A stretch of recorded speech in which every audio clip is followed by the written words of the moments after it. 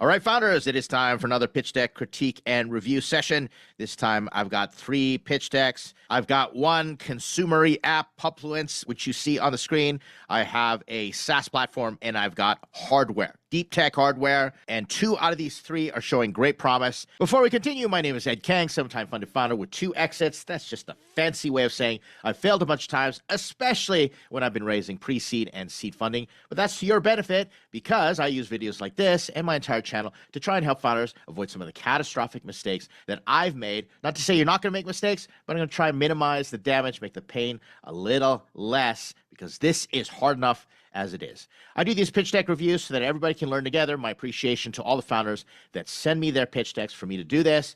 If you are a founder looking for your own pitch deck critique and review, stay till the end of the video. I'll explain how to get that done. I'm the Chief Strategy Officer for Startups.com. We help founders every day with their pitch decks. Speaking of which, if you are here from Startups.com, thank you very much. While you're here, you might as well like, comment, and subscribe if you have not done so already. Let's jump into these pitch decks. So the first pitch deck is Pubfluence, 3-way marketplace connecting restaurants, staff, and guests. Here's the thing, you don't have to tell me it's a 3-way marketplace. If it's a marketplace, great. But just put marketplace connecting restaurants, staff, and guests.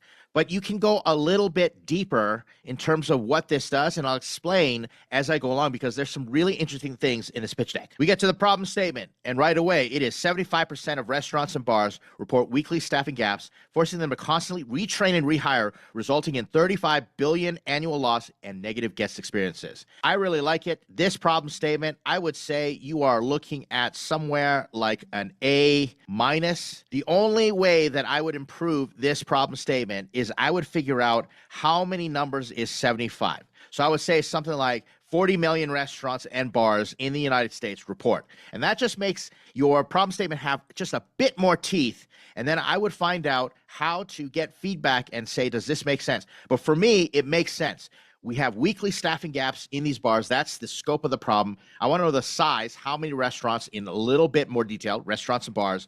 But the cost, the severity is 35 billion annual loss, negative guest experiences. I dig it. Pretty darn good. I can tell some people have been paying attention, or if you did this on your own, kudos to you. You're well on your way. The solution is an innovative online platform and incentive system empowering restaurant staff to train from home, work on demand, and build a guest following to offer a more personalized dining experience. There are so many intriguing things in this solution statements and through the rest of this deck, but that's where we have a problem. It's not streamlined. Let's go through each section here and determine what we can do to improve. First, you don't have to put an innovative. You just say an online platform. You don't need buzzy words like innovative or revolutionary, anything like that for investors. Just tell it like it is. Saying something's innovative really is your opinion, and it might be true, but investors don't need to see that. You want to optimize for an economy of words so investors can get it right away and not leave anything to chance for any cognitive friction for investors to go, why would you say that? So we've got an online platform and incentive system. We can say an online platform that incentivizes restaurant staff to train from home. So we've got incentivizes, work on demand, and build guest following to offer more personalized dining experience. This is where I'm losing it just a bit when it comes to the solution statement. And I'll tell you the reason if we look at the next page. I'm going to bounce back and forth. Let's go to the next slide. Market validation. 25% of restaurant operators say using just-in-time workers to fill staffing will become more common in 2024. This is more of a why now, but you've introduced a very unique term here, just-in-time workers. If you're going to use this whole section as market validation, then it needs to be included in the solution slide. Let's go back and try to massage this just a little bit. Let's say that your solution is an online platform that creates just-in-time systems for staff, or an online platform to allow bars and restaurants to create just-in-time staff that train from home, work on demand, and build a guest following. Something along those lines. But if you could incorporate just-in-time staff here into this, then you can use your next slide as a why now? What's changing in the marketplace? If you're presenting a unique solution saying, hey, restaurants and bars, you should be using just-in-time staff. And guess what? The way that we make just-in-time staff allow workers to train from home and build a guest following and come in when they need to, which is great because if they're creating a guest following, then that's going to make people want to go to those restaurants and have them come in, which creates more work. So they're literally helping themselves. This is the most intriguing thing. Train from home, work on demand app, been there, seen that, done it before, but build a guest following. That to me is super curious. And I would focus a little bit on that because that might be the contrarian thing. That might be something that you're telling the investor that, hey, every other platform is doing this, but we have a really unique way of showing it. And the founder here, you might be thinking, yeah, that's exactly what we did. And I know because I saw your competitive analysis, but it doesn't come out in the solution. So rework this to be very straightforward and simple and incorporate some of the really cool stuff that I know is coming up in the deck. And here's the product. Restaurants create a profile. Great. Staff create 2 separate profiles for work and or guest engagement, and guests view entertainers around the city and interact by following and tipping. This is where I kind of start to really get jazzed about this deck because it showed me a unique solution, something that I have not seen before. Now, that might just be me. I'm thinking this could be differentiated. Here's how you might improve this. What if you had a step-by-step? This is how the product works. So you have it where step 1, restaurants sign up. Step 2, the staff sign up and create a profile for work to train, and then so you have it. And so step 3 is they start training, train from home, and then step 4, the other profile is used to engage with guests. And so step 5, the guests come in, and then step 6, the workers get called in for work. Something like that. I don't know, but you could be doing so much more in terms of explaining how this works, because I get it, your product has got these 3 sections, but telling me how I get to an outcome that we're all going to celebrate, I think would serve you so much better. Market size and opportunity. You did this right, and I want the other founders to pay attention to this. The total addressable market is 714,000 restaurants, meaning 75% of restaurants report weekly scheduling gaps. You have demonstrated where you got your number from. I like it. Then the SAM is 210,000 restaurants. So we're saying that we think that we can target the 25% of restaurants that will use on-demand staff. And that is based on our business model and our strategy. Fantastic. So you're going to be making $282 million. Then you're going to say, we think realistically we can hit 90,000 restaurants and bars. These are dive bars, college bars, clubs, breweries have worse staffing problem than restaurants based on our user research. Don't say say our user research. Now, here's the issue, is the SAM and the SOM are not necessarily connected in terms of what you realistically think you can get. Your SOM could be looking a little bit more like your target market. So you want to change this just a little bit and say something like dive bars, college bars, club breweries would be more motivated to work with us because they've got worse staffing problems. And that's just a little bit of adjustment. But so far, like I said, you're basically hitting an A- on all these slides. Kudos to this founder. Now we got business model, restaurant, service fee, $2.50 per hour. I do not understand what that looks like. I suggest that you just explain what your business model is. We charge based upon how many hours get run through our app, something along those lines. Basic business models, such as we charge based on usage, this doesn't make sense to me. I don't understand. So you're not helping me. $2.50 an hour seems like a lot, but at the same time, it might not be. And then you got staff members, and you got this word insurance, $1 per hour. I do not understand. Yes, I see what you're trying to get to. You don't even really need this. Just explain to me what this actually means. Because if you've got a really innovative and unique pricing structure, you're going to have to demonstrate it, because investors are going to go, I don't understand how this makes money. It looks like an impressive number, but if it doesn't make sense to them from a business model standpoint, you're not going to get very far. Competition slide. I like this dimension in terms of platform-driven and community-driven, and I fundamentally get it because I have inside information I know, but I think you need to change things a little bit to define it for the investor that does not have any information. I understand we're talking about community-driven, but why is that important to the restaurant and the customer? And platform-driven, that seems important to the platform, but change these a little bit. And then you got unspecified industry staffing focus, great, and then you got restaurant industry staffing focus. This does make sense in terms of right here. So there's a check right here. These two dimensions on your y-axis, it does make sense when I think about it. Okay, restaurant industry focus plus community driven. So maybe this says incorporates community marketing, and this is just provides the staffing.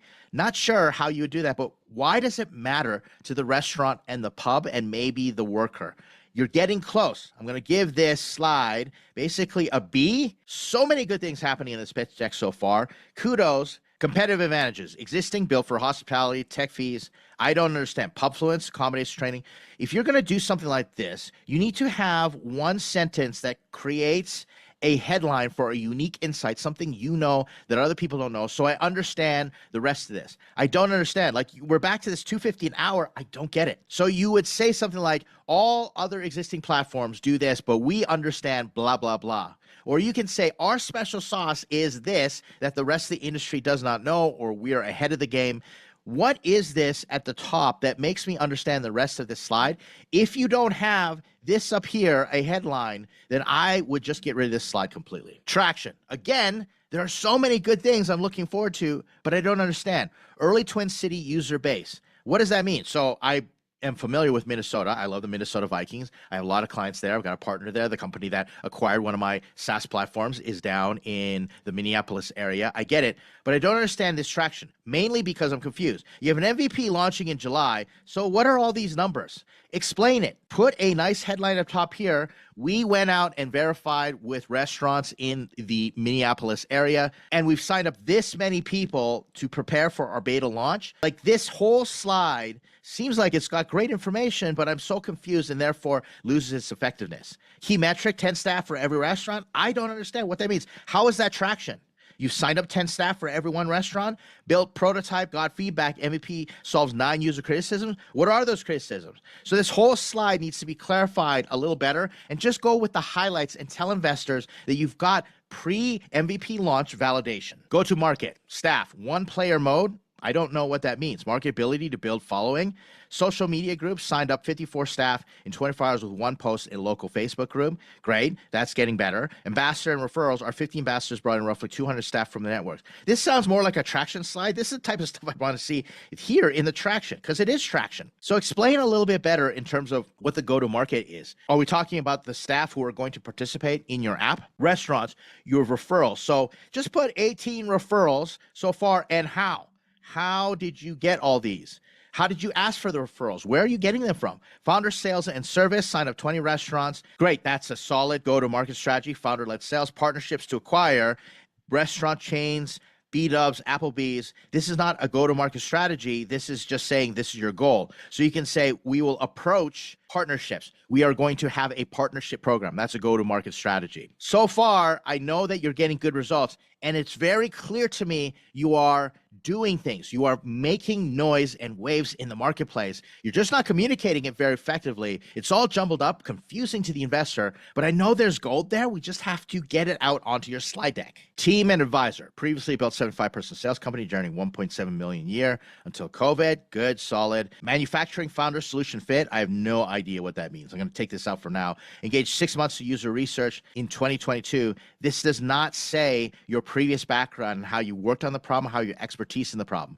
Brought together the ambassador team for UI, UX industry fit. For what? I don't understand. Get some logos in there if this is for other companies. 2023 got prototype made. This looks like you've got traction for your current startup. That's not a team slide. You want to put this in the rest of your traction slides, or so far your milestones, but give me some more details about what your background is. What other companies have you worked at? What results have you generated solving a similar type of problem? Your advisor bullet points are a little better in terms of, okay, this is where you've got restaurant experience, you've got consulting, large change, attended culinary schools, ProStart judge, featured at national restaurant conventions.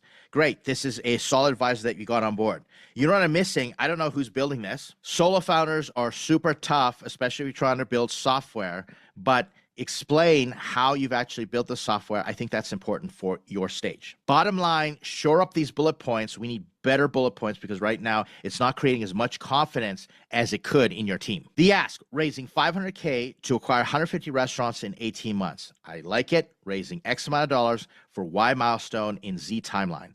Pubfluence is looking for $500K in funds for hiring, product enhancements, and begin testing our on and offline go-to-market strategies. This sentence is what I'm worried about. And I'm going to end this right here. Please understand that investors are not interested in giving you money to test and figure things out. They're not interested in that. You want to explain to them, we've got things pretty much figured out. All you're doing is giving us money to pour gasoline on the fire. So in this case, you can say to double down our strategy or to invest more in our customer acquisition strategy because we know we're going to get these types of results. You've already proven that you can get traction with one Facebook post. So basically you want to say to continue our go-to-market strategy and reach these 150 restaurants in 18 months. If you want to supercharge that just a little more, put 18 months and generate X amount of revenue. That's what you want to do. But stay away, and this message is for all founders, stay away from we need your money to start figuring things out. That is not the story you want to tell. That will be a non-starter. So you've got so many good things that are happening in this deck. You want to explain to the investor, we just need your money to continue doing those good things. Let's review what I took away from this pitch deck because I really liked it. You've got something unique there, which I don't think you're focusing on enough. You've got this problem with staffing. Great, I understand the issue that is occurring and why restaurants and pubs need this. You've got the solution based on a trend of just-in-time staffing, but you're adding in this community outreach, building a following feature. Talk about why that matters. I haven't seen this. I can't go and follow my favorite waitress at a pub or my chef at the favorite restaurant that I've got. I can't do that. It's really interesting to me. There could be something fascinating that happens in terms of restaurants bringing in and incentivizing their staff to actually build that following. That's super cool. If I had a restaurant and you came to me and you said, hey, we can create on-demand staffing for you. They'll train at home. Plus, they'll do marketing for you by building a following, which will bring more people in your restaurant and you can use them more. And this is how much it's going to cost. I'd be like, sign me up. You get to combine just-in-time staffing and save money from all the turnover and the headache with marketing, community-based marketing. Let's go beyond that. Let's say someone has a really fantastic following from one restaurant. They become more valuable, and then they can take that to another restaurant. And then other restaurants will see, wow, this waitress really rocks. This bartender is awesome. This individual works in college bars and has got this like college kid following. Yeah, we want to hire them. There's so many possibilities. And that's what I like about this deck. You told me something novel and unique, and my imagination glommed onto it. So keep refining it. You've got something there. It just has to keep getting tweaked. You're good at your pitch decks. You've got the basics down. Now we got to hone that narrative and make it happen. I like it. Keep me posted on this one. Nice work. Kudos to this founder. I appreciate everything you've done so far. Now let's move to the next pitch deck, Be a Stratify. This is business analyst focused web tool leveraging AI to assist in the requirements engineering phase. Pre-seed pitch deck. Immediately, as soon as I see AI, my expectations go up. This is AI washing zone, AI bubble. I really need to see you bring it in terms of defining what AI does and how it actually fits with your startup, which I can tell you right now, you did not do a good job at as I scan through this deck. This one's going to be pretty simple and straightforward because if you look, problem, this slide, there's way too much information, but I want to point something out. You wrote, analysts report that 80% of software projects that fail do so because of poor requirements management, making it the single biggest reason for project failure according to the International Institute of Business Analysis. I understand for a lot of my founders, English is a second language, and that's the reason you want to use a tool like Grammarly or get individuals who can edit this because this sentence grammatically is very difficult to process. In fact, just recording this, I had to read it multiple times, take multiple takes just to read it properly. You've got redundancies in terms of you got analysts here and then you've got the Institute of Business Analysts. You can just put this as a footnote in the bottom, Institute of Business Analysts. I like where you're trying to get to because you're just focusing on business requirements. But this sentence can be retooled. You can say something like X millions of projects will fail this year, costing companies this amount because requirements management was done poorly. Something like that. Just very straightforward and make it stick. And here, instead of having all this, you could literally have these 3 bullets. You could even eliminate this one and put this into 2 bullets. First bullet is poor requirements. And then you could say leading to assumptions and then going over budget. Boom, boom, boom. One sentence up here, 3 bullet points. 1, 2, 3. That's enough for this slide. Now you get to the solution, which is another really long sentence that I don't understand. To mitigate project failures, we propose. You've done it or you propose or is your thing actually going to do it? You basically say our software does this. So don't say we propose, but let's keep reading. We propose leveraging AI technology to facilitate the creation of clear requirements using industry standard language. Analysts will now be able to define requirements that directly align with customers' needs, with the system suggesting additional requirements that are measurable and can validate the requirements has been met. This sentence is too laborious and too long. And again, I'm giving everybody a pass here. You'd rather bomb and fail with me and get this feedback than doing it in front of investors. This sentence can be cut down. You could basically say something like, our software uses AI to create clear requirements using industry standards so that analysts can make sure requirements are being met. Now, I know I'm spitballing off the top of my head, but you can work this over and over again. You're going to have to keep iterating this, and literally you will go through this 100 times. You'll change words, you'll make adjustments, but again, use the tools like Grammarly. And let me tell you something, I use Grammarly all the time. It is my best friend when writing pitch decks as well. Or plug all this into ChatGPT and say, can you please simplify this using non-technical language so that an investor that does not have industry knowledge understands, and break it down to one sentence, or keep it under 40 words or 35 words. Then you can start to hone this down. Use the tools, because this solution statement, you're going to lose investors right away, even before you have a chance to show them anything else. Now we got a second solution slide, and it's all this text. I'm not going to read it. Market validation, all this text. I'm not going to read it. Now we get to competition. I will look at this because it's a chart, and I thought this was pretty good. AI assisted tool, fantastic. BCS requirements, traceability, all these things that manage the customer. Okay, this, as far as understanding competition, it makes me believe you know what you're talking about. Now we get to market, and I know you've done the math correctly because I read it, but this slide, I'm not going to read it if I was an investor looking at this for the first time. Clean up the language, cut everything down, and make this slide a lot clearer. How it works, look at all this information, all these bullets, not going to read it. You should be putting a 1, 2, 3, 4, 5, simple steps, simple bullets, simple pictures to show how it works. Now I want to highlight this paragraph right here. The AI will then feed back to the user based on BCS requirements engineering framework, informing them different ways of writing this requirement in a more succinct way. You see how difficult that statement is. You are trying to explain what your AI is going to do. That should be very clear and focused in terms of explanation in your deck. All of you who are building AI stuff, AI driven, AI powered, the standard is much higher because everybody's talking about AI. What we're seeing in AI falls into two categories. One, LLMs. That's the fight that OpenAI, Microsoft, Google, Meta, they're all going to fight over there, and we want to stay out of it because you do not have the billions of dollars to get in that race. Then the next is AI applications, the use cases. And for that to occur, it needs to rely on something more than the LLM. If you have an AI that uses an LLM and just reads information that's out there, such as business requirements, textbooks, manuals, that's not going to be differentiated enough. You need to explain to the investors that you have an edge. You have to be able to say, we have an edge because we have all this data that we're going to feed into the AI, and that's going to be proprietary to us. That is the moat. That is the competitive advantage. These days, if you just say, oh, we have an AI assistant, then fine. Make that an afterthought. We just so happen to have an AI assistant that uses OpenAI, ChatGPT to assist people with questions. Great, but don't make that the primary driver. If that's not the case, it's not proprietary enough.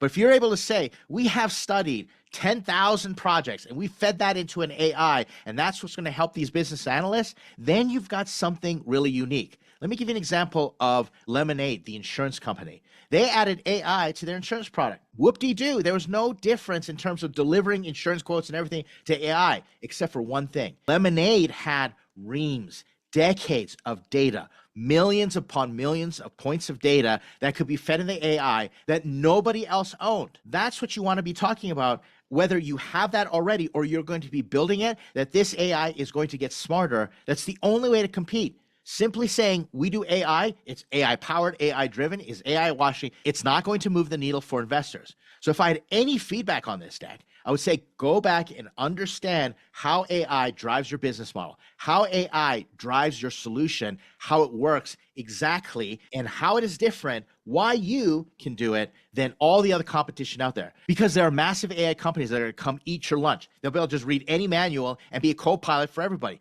Microsoft is doing it right now. You are not different right now, and therefore you got to go back and rethink what you're trying to build. Just to make this thorough, let's go through the rest of the deck. Traction. 100 interested parties joined our waitlist in 1 week with a 10% increase each week. I appreciate what you're trying to do, but it really doesn't move the needle much in terms of a B2B platform. 50 business analysts completed our market research. Okay, that's pretty good. You got 12 junior analysts, 12 business analysts, 16 business analysts. This traction needs to be positioned a little bit differently. Saying that you've got a waitlist is not enough. Business model, look at all the text here, not going to read it. I like the fact that you've got the monetary amount per user, but simplify this slide. Meet the team. I don't have to blank out the names because you didn't include the names on this team. Not to mention the bullet points aren't really validating enough, saying that you have 1,000 LinkedIn followers and 89% are business analysts. That doesn't really say much. Tell me how you worked on the problem before. Tell me all the other companies you worked at and the amazing things that you've done. You got your COO that has 7 years as a recruitment specialist, 10 years experience in sales, presented to 1,000 members in sales. For what? How much money did you make? For which company? How big of a company was it? On top of which, we don't know what your technical team is. We're missing a lot of information. This team is not going to give investors confidence as it stands right now. Either get more advisors, explain that, or put better bullet points in to make everybody realize you are the team that's going to win. Our ask, we're raising 100K pre-seed to speed scale our milestones, web tool creation, B2B marketing, sales. 100K is not going to do it on this one.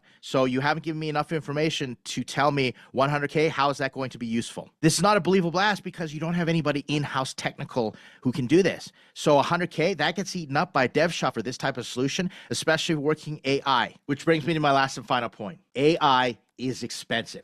If you tell me that you are going to be using AI, you better explain to me how you're going to do it cheaper, faster, or better, because you're going to need tens of millions of dollars to hire the AI engineers or hire the dev shops that do AI, which I don't even believe dev shops are doing AI really well. It is a complete talent war out there. So if you tell me AI and you're only raising 100K, I don't believe you, and that's going to eliminate your credibility, and the investor's not going to invest. Overall, your startup and the way that you've thought through this one has a long way to go. I appreciate that you're getting out there, that you're focusing on a niche such as business analyst, and I appreciate that you're being creative in terms of how AI could apply to your industry. Keep working at it, and I commend the courage for you to come get this feedback. This brings me to my last pitch deck, Vegapunk Technologies. Vegapunk has been featured on this channel before, and I happen to really like this founder. His name is Chance. We have a lot of fun going back and forth on social media, and I got to meet him in person at startups.com. This is all you need to know right here because this deck is super infuriating. One, because I like the founder and I appreciate his hustle, but at the same time, you're going to see how we need to process this. I've got a lot of questions, and this has a lot of promise. Don't get me wrong, but there are so many questions that we're not answering in this deck. Let's read this here. This is a water-based electric generator that converts fuel into water while replacing the need for gas generators and batteries for RVers. There's so much in this sentence that we're going to have to explore this. But if you're saying water-based electric generator that converts fuel into water, it's not water-based.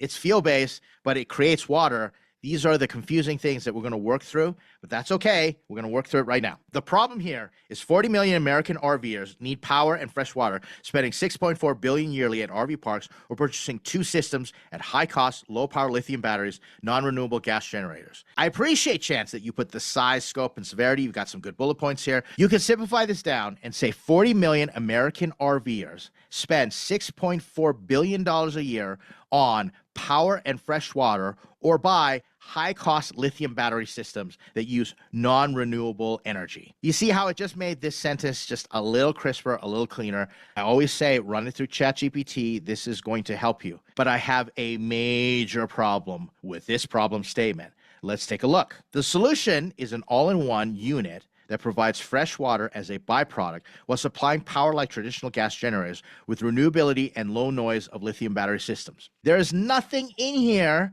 that mentions RVs at all.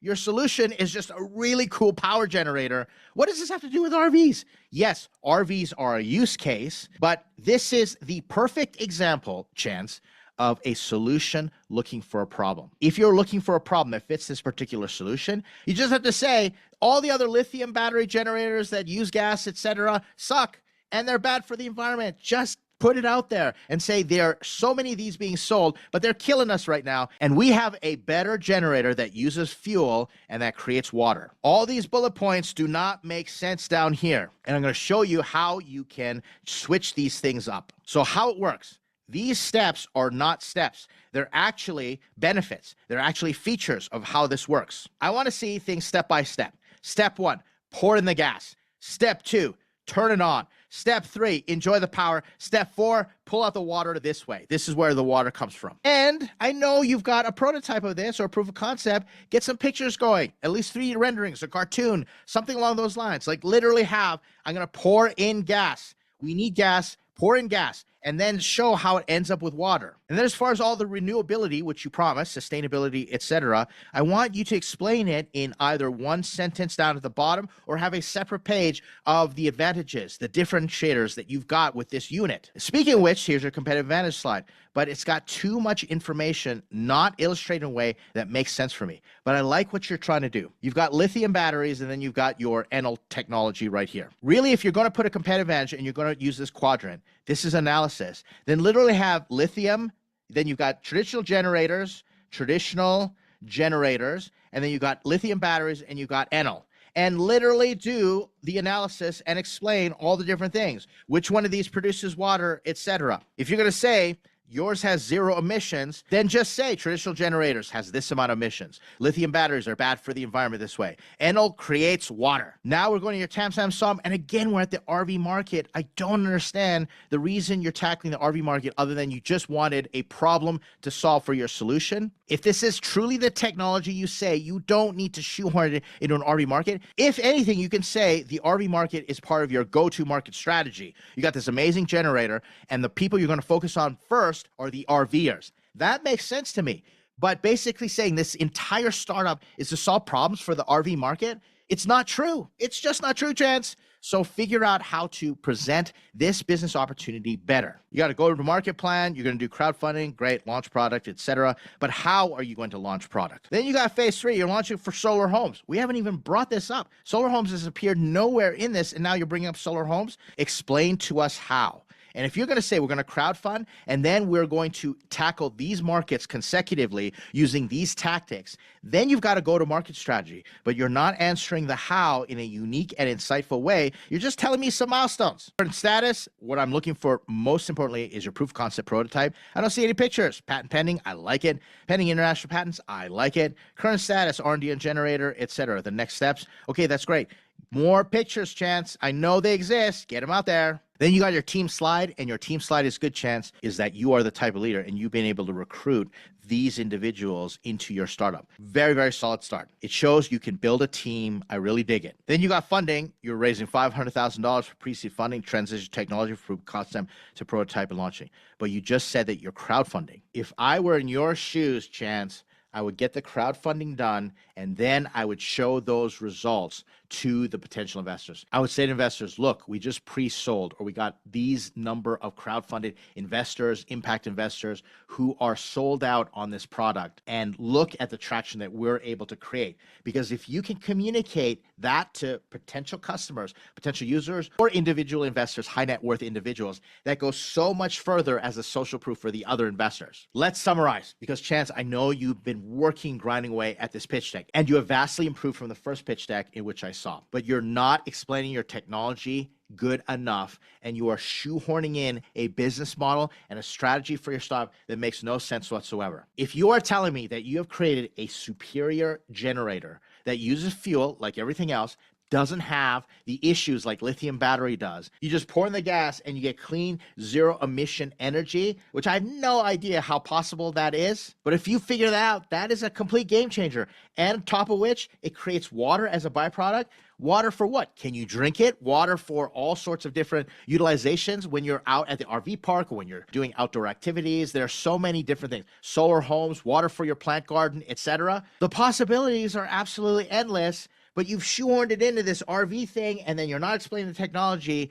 Get back to clarifying what your technology does. And this is the secret for deep tech, for hardware that has an aha, I can't believe this is even possible. This is the coolest thing in the world. You have to explain how. Make the promise that you can just pour gas into this, and then clean energy comes out, and then it creates water, and there's no waste. It doesn't have the issues that lithium battery has. Then explain how this is even possible You got patents that are being filed. Explain that. Explain your technology and make the investors go, I didn't know this was impossible. You, young man, and your team, you are all geniuses. Take my money. And finally, if you can show it versus telling it, show it. I know you've got the pictures. I've seen them. Don't be shy. Explain how you've been able to create this prototype there, and it actually works. The proof of concept works. I want you to be encouraged, Chance. Keep going. I know it's been a long journey, but hang in there. You're showing that you are the resilient and relentless founder that investors are going to be looking for. Eventually, I know you're going to get there. That's it for these pitch decks. Pretty good as far as I'm concerned. This has been a good episode. If you're a founder and you have your own pitch deck, leave a comment and explain what you're going to be pitching. I get so many requests for pitch decks I have to process, and I can't do all the pitch decks that are sent to me. I only do the pitch decks that I think will be valuable and learning lessons, and now I'm clumping it together. I used to do these reviews one pitch deck at a time, and now you're seeing I do 3, 4, 5 at a time because of the volume of requests. Thanks again for hanging out on this one. My kudos and encouragement to all founders for the courage for sending me their pitch decks. Leave a comment, an encouraging one, and let them know what you think, and let's do this together. Let's work together. Thanks again. I'll see you in the next video.